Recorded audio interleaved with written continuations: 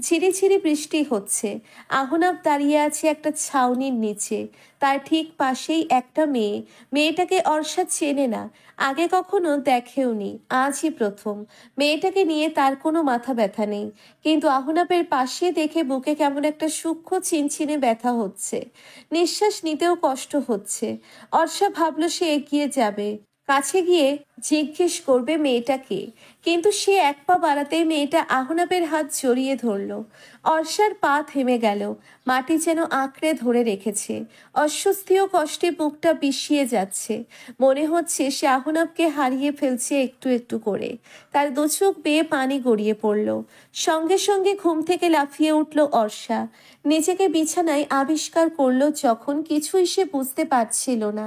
কপালে বিন্দু বিন্দু ঘাম, ফ্যান বন্ধ, খুব সম্ভবত কারেন্ট নেই। সে যখন বিছানায়, তার মানে এতক্ষণ ধরে সে স্বপ্ন দেখছিল। শুধু স্বপ্ন না, খুবই বাজে স্বপ্ন। প্রিয় মানুষ হারিয়ে ফেলার ভয় এত ভয়ঙ্কর কেন? অর্ষা বুক ভরে শ্বাস নেওয়ার চেষ্টা করলো, কিন্তু মনে স্বস্তি পাচ্ছে না সে কিছুতেই। চোখ ভেঙে কান্না পাচ্ছে তার। মনকে সে বারংবার বোঝানোর চেষ্টা করছে এটা শুধুমাত্র একটা স্বপ্ন, দুঃস্বপ্ন। কিন্তু মন সে কথা মানতে নারাজ, শুনতেও নারাজ। সে আহনাবকে হারানোর ভয়ে তথস্থ হয়ে রয়েছে। শুক্রবার আজ দুপুরে খাওয়া দাওয়া করে অর্ষাকে নিয়ে নিজের বাসায় ফিরেছে আহনাব। অল্প জার্নি করলেই অর্ষার ঘুম পেয়ে যায়। তাই সে এসেই ফ্রেশ হয়ে শাশুড়ির রুমে গিয়েছিল কথা বলতে। সেখানেই গল্প করতে করতে ঘুমিয়ে গেছে। আতিক চৌধুরী গিয়েছিল তখন বাইরে বন্ধুদের সাথে আড্ডা দিতে লেকে, তাই সাজেদা বেগম আর অর্ষাকে ডাকেননি। তিনি ড্রয়িং রুমে বসে টিভি দেখছিলেন এতক্ষণ। কারেন্ট চলে যাওয়ায় রান্নাঘরে গিয়েছেন চা বানাতে। অর্ষা দেওয়াল ঘড়ির দিকে তাকিয়ে দেখল সন্ধ্যা 6টা বাজে। সে বিছানা থেকে নামলো দ্রুত। বড় বড় কদম ফেলে গেল নিচে রুমের দিকে। রুমের দরজা ভেতর থেকে চাপানো ছিল। সে শব্দ করে দরজা খুলে ভেতরে ঢুকলো। অর্ষা ঘুমুচ্ছিল বলে আহনাব বাইরে গিয়েছিল, কিছুক্ষণ আগেই বাসায় এসেছে। চেঞ্জ করার জন্যে আলমারি থেকে কাপড় বের করছিল। শব্দ শুনে পেছনে তাকিয়ে অর্ষাকে দেখে দুষ্টুমি করে সুর দিয়ে গান গাওয়া শুরু করে। ওরে নিষ্ঠুর পাষাণী! আহনাবের গান পূর্ণ হওয়ার পূর্বেই অর্ষা ঝড়ের বেগে দৌড়ে এসে আহনাবকে শক্ত করে জড়িয়ে ধরে বলল, চুপ, কোনো কথা বলবেন না, আমাকে বুকে রাখুন। আহনাব চার পরনাই অবাক হয়েছে অর্ষার এমন আচরণে। শুধু অবাক বললে ভুল হবে, সে অবাকের চূড়ান্ত পর্যায়ে। কেননা তার বউটা স্বভাবতই রাগী, গম্ভীর, চুপচাপ স্বভাবের। অন্তত সে তো শুরু থেকে এভাবেই অর্ষাকে দেখে আসছে। যদিও অর্ষা পূর্বে চূড়ান্ত দুরন্ত এবং চঞ্চল ছিল বলেই সে শুনেছে, কিন্তু এখনের অর্ষার সাথে এটা যেন ঠিক যাচ্ছিল না। সে এতটাই অবাক হয়েছে যে অর্ষাকে জড়িয়ে ধরতেই ভুলে গেছে। তাকে আরো বেশি অবাক করে দিয়ে অর্ষা ফুপিয়ে উঠল। হুঁশ ফিরে গেল আহনাব। এক হাতে অর্ষাকে জড়িয়ে ধরে অন্য হাত দিয়ে মাথায় হাত বুলিয়ে দিয়ে বলল, জান, কি হয়েছে? কাঁদছো কেন? অর্ষা ভাঙা ভাঙা স্বরে বলল, অস্থির লাগছে, কেমন যেন অস্বস্তি হচ্ছে, কষ্ট হচ্ছে খুব। কেন জান, কি হয়েছে আমাকে বলো। আপনি আমাকে কখনো ছেড়ে যাবেন না বলেন? আহনাব অবাক হলো, তবে দৃঢ় কণ্ঠে বলল, কখনো না। তোমাকে রেখে আমি কোথায় যাব? তুমি তো আমার জান, আমার বউ। প্রমিস করেন? অর্ষা একটু দমল। আহনাব অর্ষার মুখটা তার বুক থেকে তুলে দুহাতের আজলাই তুলে নিয়ে বলল, আচ্ছা, প্রমিস। জান, তোমায় আমি কতটা ভালোবাসি তুমি জানো না। তুমি ছাড়া আমি রিক্ত, শূন্য।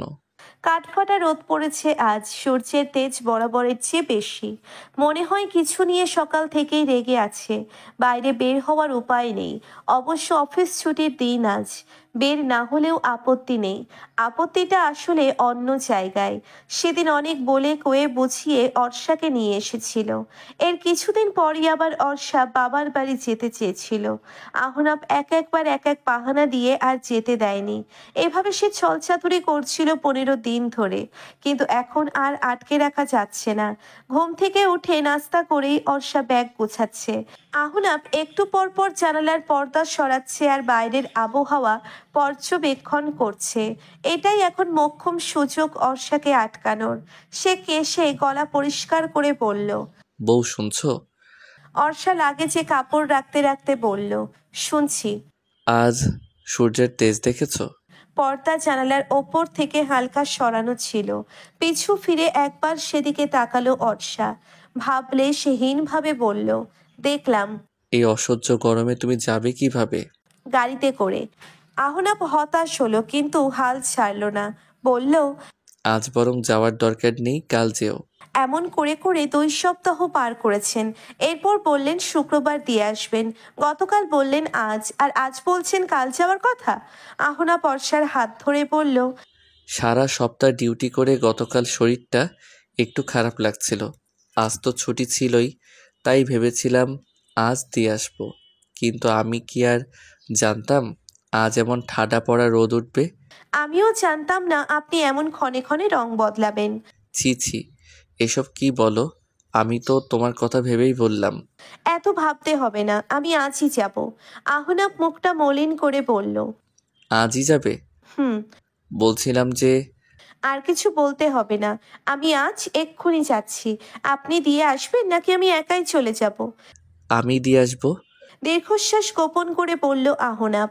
বেচারার নিজের জন্য নিজেরই এখন ভীষণ মায়া লাগছে। তার বউটা কেমন যেন বুঝেও কিছুই বুঝতে চায় না। সে যে বউকে না দেখে আদর না করে থাকতে পারে না, এটা যেন বোঝেই না। সবই কপাল। মনের কষ্ট মনেই লুকিয়ে রেখে সে বাড়িতে বাবা মায়ের থেকে বিদায় নিয়ে বের হলো। নিচে নামার আগেই উবার ডেকেছিল। যা গরম আজ, বাইকে করে গেলে শুটকি হয়ে পৌঁছতে হবে। কথাই আছে, বিপদ এলে সব দিক থেকেই আসে। মরার উপর খাড়ার ঘা যাকে বলে। একেই তো প্রচন্ড গরম আজ, তার উপর কখনো জ্যাম তো কখনো ট্রাফিক সিগন্যালে বসে থাকা লাগছে। এসিতেও যেন এই গরম ভাব ঠিক দূর হচ্ছে না। জেদ দেখিয়ে বের হলেও অর্ষার প্রচন্ড খারাপ লাগছিল এই গরমে। সিগন্যালে আর কতক্ষণ বসে থাকতে হবে কে জানে। শরীরটাও কেমন যেন একটু গুলাচ্ছিল। আহনাব ড্রাইভারকে বলিয়ে জানালার কাচ নামালো, যাতে বমি এলে অসুবিধে না হয় কোনো। অসহ্য গরমে বিরক্ত হয়ে জানালা দিয়ে বাইরে তাকালো অর্ষা। ওদের অপোজিট রোডে জ্যামে আটকে আছে অসংখ্য গাড়ি। ঠিক ওর জানালা বরাবর রিহানের গাড়ি। পেছনের সিটে বসে আছে জানালা খুলে। অর্ষার সাথে একবার চোখাচোখিও হলো। দুজনেই একবার তাকিয়ে দৃষ্টি ফিরিয়ে নিয়েছে, যেন কেউই কাউকে চেনে না। সম্পূর্ণ অপরিচিত মানুষ দুজন, কিন্তু এই মানুষ দুটোই শুধু জানে একটা সময় দুজনে কতটা পরিচিত ছিল, কতটা কাছের ছিল, কতটা ভালোবাসা ছিল দুজনের মাঝে। এখন পার্থক্য শুধু এইটুকুই যে একজন প্রতারণা করেছে আর অন্যজন প্রতারিত হয়েছে। গ্রিন সিগন্যাল পেয়ে গাড়ি আবার চলতে শুরু করেছে। আলগোছে আহনাপের বুকে মাথা রাখলো অর্ষা। আহনাপ ওর চুলের মাঝে হাত বোলাতে বোলাতে জিজ্ঞেস করলো, খুব বেশি খারাপ লাগছে? অর্ষা মৃদু হাসল। এক হাত দিয়ে আহনাবকে জড়িয়ে ধরে বলল, হুম। গরমের সাথে যুদ্ধ করে বাড়িতে পৌঁছে 5 মিনিটের মতো রেস্ট নিল দুজনে। তারপর দুজনেই নর্মাল পানির সাথে ফ্রিজের বরফ মিশ্রিত ঠান্ডা পানি মিশিয়ে গোসল করলো। আমেনা বেগম লেবুর শরবত বানিয়ে দিলেন। এখন শরীর ও মন দুটোই শান্তি। দুপুরের খাবার খেয়ে অর্ষা ঘুমে ঝিমুচ্ছিল। আহনাব আগেই রুমে চলে গেছে রেস্ট নিতে। অর্ষা কিছুক্ষণ মায়ের সাথে গল্প করবে বলে টেবিলে বসেছিল। হাতে হাতে টেবিলও গোছাচ্ছিল। আমেনা বেগম বললেন, তোর কিচ্ছু করতে হবে না, রুমে যা, একটু ঘুমিয়ে নে। ঘুমাবো একটু পর। এবার থাকবি কয়দিন, নাকি 2 দিন পরে আবার দৌড় দিবি? অর্ষা হেসে বলল, না, বেশ কিছুদিন তো থাকবো ভেবেছি। তোমার জামাই তো থাকতে দেয় না। হঠাৎ তিনি মেয়ের দিকে পূর্ণ দৃষ্টিতে তাকিয়ে বললেন, আহনাব তোকে খুব ভালোবাসে, তাই না? অর্ষা মুখে কিছু বলল না, কিন্তু ওর চোখ মুখের হাসিই বলে দিল আমেনা বেগমের ধারণা সঠিক। তিনি তৃপ্তির হাসি দিয়ে বললেন, আল্লাহ যা করেন ভালোর জন্যই করেন। কথা বলাতে আজকে রিহানের সাথে দেখা হওয়ার কথা মনে পড়ে গেল অর্ষার। সে মাকে বলল, আজ রিহানের সাথে দেখা হয়েছিল। কোথায়? জানতে চাইলেন আমিনা বেগম। রাস্তায়, গাড়িতে ছিলাম তখন। যাক, এসব নিয়ে আর ভাবিস না। ভাবছি না মা, শুধু অবাক হচ্ছি। মানুষ কত দ্রুত বদলে যায়, তাই না? মানুষ আবহাওয়ার মতোই বদলাবি, কেউ বদলায় নিজের স্বার্থে আর কেউ বদলায় আঘাতে। এখানে বদলানোর পেছনে রিহানের স্বার্থ ছিল, আর তোর ছিল আঘাত। আমি তো ঠকাইনি মা, ঠকেছি। কিন্তু রিহান ঠকিয়েও কি সুন্দর দিব্যি ভালো আছে দেখো। দিন শেষে বুঝি প্রতারকরাই ভালো থাকে বলো? তুই কি ভালো নেই? অনেক বেশি ভালো আছি মা।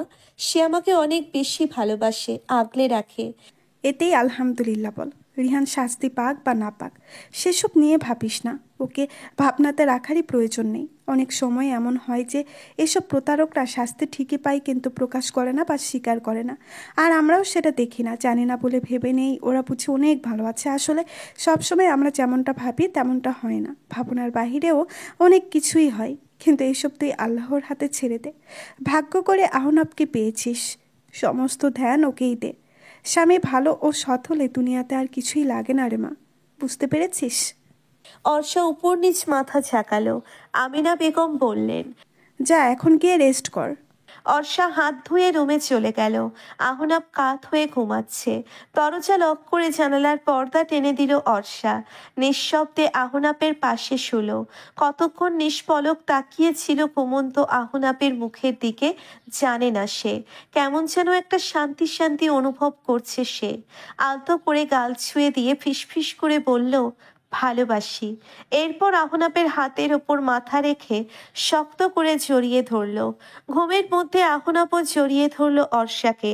সেও বিড়বিড় করে বলল, ভালোবাসি বউ। হেসে ফেলল অর্ষা। মনে মনে ভাবল, বিয়ের পর স্বামীর বুকের চেয়ে শান্তির জায়গা কি আর কোথাও আছে? নিশ্চয়ই নেই। এক পশলা বৃষ্টির ন্যায় হঠাৎ করেই আহনাব অর্ষার জীবনে এলো। প্রকৃতির মতো সতেজ করে তুলল অর্ষাকেও। সাদা কালো জীবনে নিয়ে এলো রঙের বাহার। প্রথমে ভালো রাখার চেষ্টা করা, এরপর সেই চেষ্টা ভালোবাসায় রূপান্তর। আহনাব নিজেও কি ভেবেছিল যে দ্বিতীয়বার সে কোনো নারীকে এতটা ভালোবেসে ফেলতে পারবে? আসলে জগতের সমস্ত কিছু সর্বদা আমাদের ভাবনা অনুযায়ী হয় না। মাঝে মাঝে আমাদের ভাবনার চেয়েও অনেক ভালো কিছু হয়। সেই ভালো কিছুর মধ্যে একটা হলো অর্ষার জীবনে আহনাপের আগমন। প্রণয় ছাড়াই এক প্রকার ঘোরের মাঝে বিয়ে। সময়ের বিবর্তনে মনের ক্লেশ দূর করে আহনাপকে ভালোবেসে ফেলা এতটাও সহজ ছিল না অর্ষার জন্য।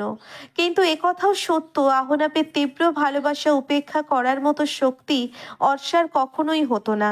মানুষ মাত্রই ভালোবাসার কাঙাল, বিশেষ করে নারী জাতি। তারা একটু ভালোবাসা পেলেই মোমের মতো গলে পড়ে, নিজের সর্বস্ব উজাড় করে দেয় তার প্রিয় মানুষটাকে। তাহলে অর্ষাই বা কি করে পারবে আহনাপের এত ভালোবাসা উপেক্ষা করতে? পারেনি সেও। আর পারেনি বলেই সময় গড়িয়ে আজ ওদের বিয়ের বয়স প্রায় 1 বছর। প্রায় বললাম কারণ এখনো পুরোপুরি 1 বছর হতে দুদিন বাকি। বিবাহ বার্ষিকী নিয়ে দুজনেরই অনেক জল্পনা কল্পনা ছিল। কিন্তু হঠাৎ করেই অর্ষার ভীষণ জ্বর। ভালো ডাক্তার দেখিয়ে ঔষধ খাইয়ে জ্বর কমলেও একেবারে সারছে না। আহনাবের মাথা থেকেও তাই বিবাহ বার্ষিকীর আয়োজনের কথা বেরিয়ে গেছে। এখন সে শুধু অর্ষাকে নিয়ে ব্যস্ত। সবসময় যতটা পারে চেষ্টা করে অফিস থেকে যত দ্রুত বাড়ি ফেরা। বাড়ি ফিরেও সে অর্ষার সেবায় মগ্ন থাকে। নিজের মা তো আছেই, আহনাব অর্ষার মাকেও এই বাড়িতে নিয়ে এসেছে যাতে করে অর্ষার যত্নের কোনো ত্রুটি না হয়। নিজের মায়ের ওপর তার ভরসা আছে, তবুও সে চায় দুজনেই তার অবর্তমানে অর্ষার কাছে থাকুক। আহনাপের বুকে মাথা রেখে শুয়ে আছে অর্ষা। রাত বাড়ার সাথে সাথে জ্বরও বাড়ে। মাথার ভেতর শরীরের ভেতর অস্বস্তি হয়, তবুও যখন সে আহনাপের বুকে থাকে তখন অদ্ভুত একটা প্রশান্তি কাজ করে তার মনের মাঝে। সে আহনাপের গালে তার উষ্ণ হাত রেখে জিজ্ঞেস করলো, তুমি আমায় এত ভালোবাসো কেন? বিয়ের প্রায় 6 মাস পর থেকেই অর্ষা আহনাবকে তুমি করে বলা শুরু করেছে। অবশ্য এই আবদারটা আহনাপেরই ছিল। প্রথম প্রথম অর্ষা তুমি বলতে রাজি হলেও পরে আহনাবকে গাল ফুলিয়ে বসে থাকতে দেখে রাজি হয়েছিল। সেখান থেকেই তুমি সম্বোধন। আহনাব অর্ষার হাতটা ধরে চুমু খেয়ে বলল, তুমি মেয়েটাই তো ভালোবাসার মতো। আচ্ছা কে বেশি ভালোবাসে, আমি না তুমি? অবশ্যই আমি। তাই? হ্যাঁ, কারণ প্রথম ভালোবাসি আমিই বলেছিলাম। প্রথমে তো আমিই ভালোবেসেছি। আমার মনে হয় আমি তোমাকে বেশি ভালোবাসি। এ কথা আমি মানব না। ভালো আমি তোমাকে বেশি বাসি। অর্ষা মৃদু হাসলো, বলল, আচ্ছা আমি যদি এখন মরে যাই? আহনাব ধমক দিয়ে উঠল, বলল, এসব কি ধরনের কথাবার্তা? রাগ করছো কেন? তাহলে কি করব? মায়ের খেতে ইচ্ছে করছে? না, জানতে ইচ্ছে করছে। আমি মরে গেলে তুমি কি করবে? অর্ষাকে বুকের সাথে শক্ত করে চেপে ধরে আহনাব বলল। এসব কথা বলো না জান। তোমার আগে যেন আমার মরণ হয়, দোহাই লাগে। আর কখনো এসব কথা বলো না, আমার কষ্ট হয়, সহ্য করতে পারবো না। আহনাবকে শান্ত করতে অর্ষা বলল, আরে আমি তো মজা করেছি। এত তাড়াতাড়ি মরবো নাকি? এখনো কত জ্বালানো বাকি আছে তোমাকে। যত খুশি জ্বালাও, তবুও কখনো আমাকে ছেড়ে যেও না প্লিজ। যাব না। কথা দাও, যাই হয়ে যাক কখনো আমায় ছেড়ে যাবে না। কখনো না। প্রমিস করো। প্রমিস। আমিনা বেগম মেয়ের জন্যে সকালে নাস্তা নিয়ে এলেন। অর্ষা তখন সবে গোসল করে বেরিয়েছে। তাকে দেখতে এখন বেশ সতেজ লাগছে, যদিও চোখ মুখ বেশ শুকনো। কোথাও যাবে? জানতে চাইলেন আমিনা বেগম।